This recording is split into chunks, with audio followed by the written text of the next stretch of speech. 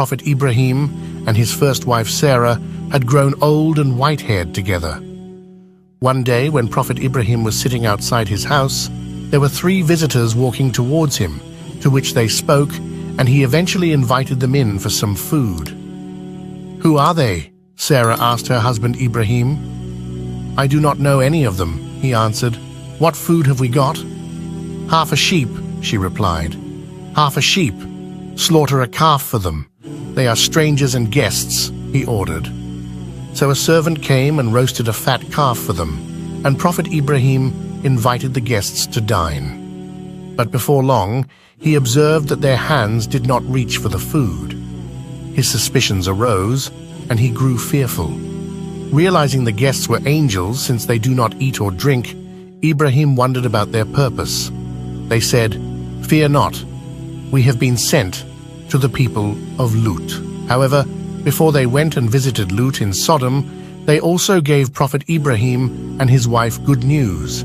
They told him that he will have a son and should call him Ishaq, and that he will live to be a prophet. Sarah was in shock, was astonished at the prospect of bearing a child in her old age, as she thought she was infertile. She expressed her wonderment. "Alas for me, shall I bear a child, seeing I am an old woman, and my husband here is an old man?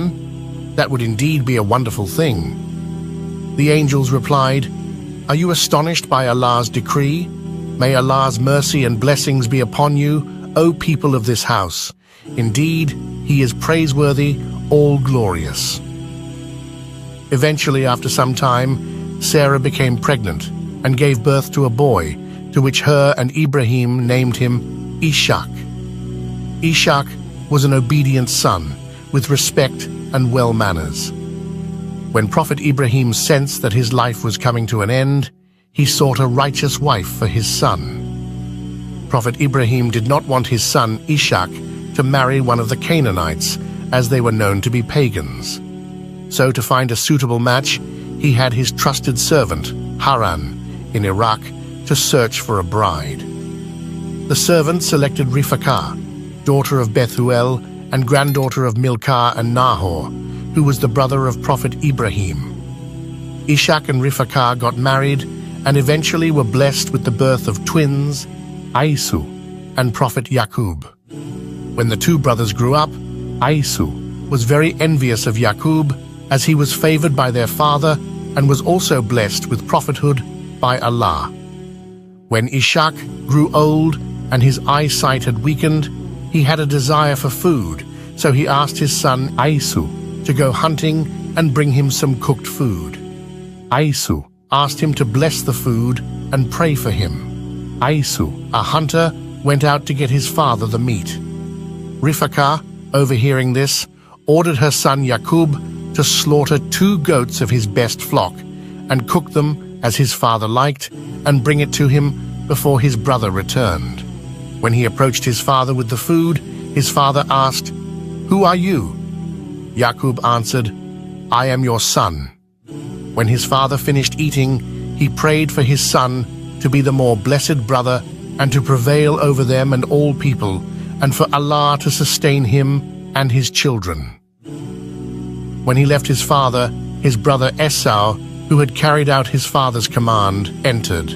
Ishaq asked him, "What is this, my son?" He answered, "This is the food you like."